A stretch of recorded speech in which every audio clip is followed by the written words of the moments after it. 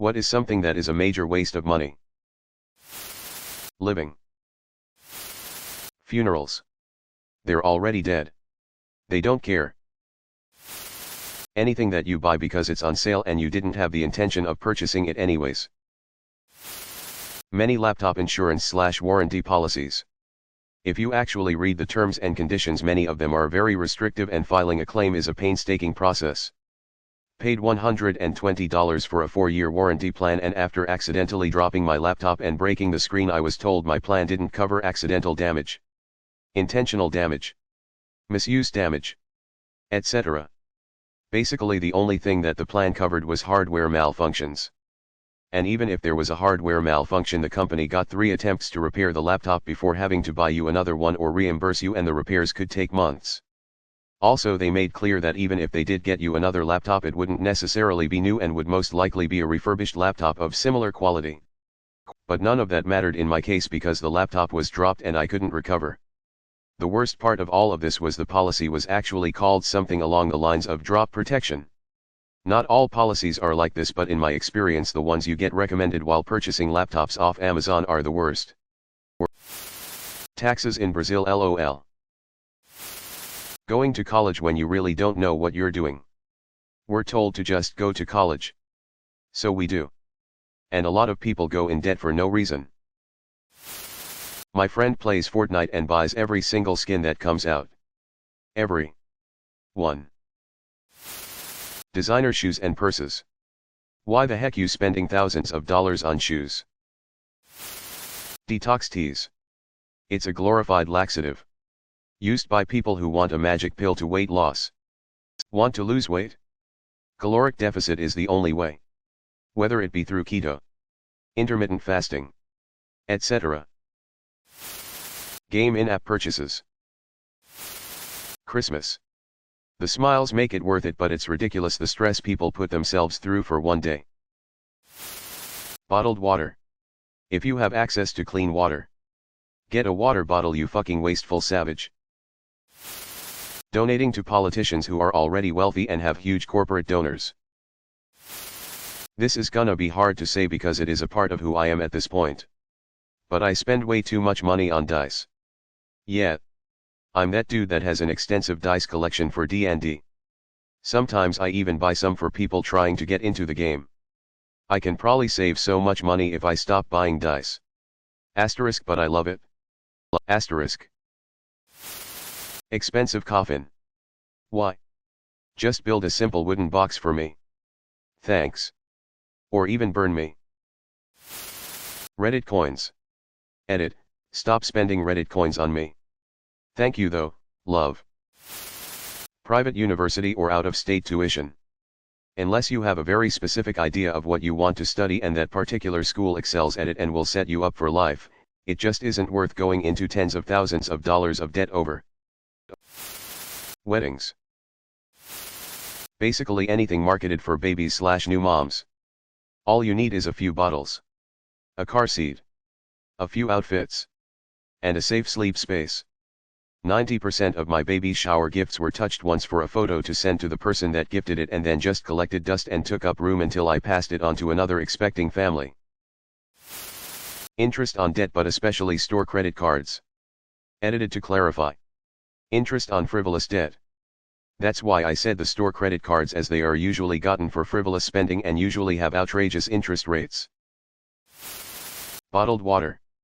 The only exception being if you live in an area that doesn't have safe to drink tap water. ADT Home Security.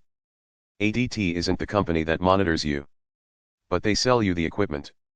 If any alerts are triggered, it's taken the actual monitoring company anywhere from 10 minutes to 2 hours to call me. With no Leos coming to my house in the meanwhile. And you want to cancel your service? LOL, good luck, because you're in a contract that goes for 3 years after signing, and the buyout fee is literally the rest of the contract's payments. Fuck ADT.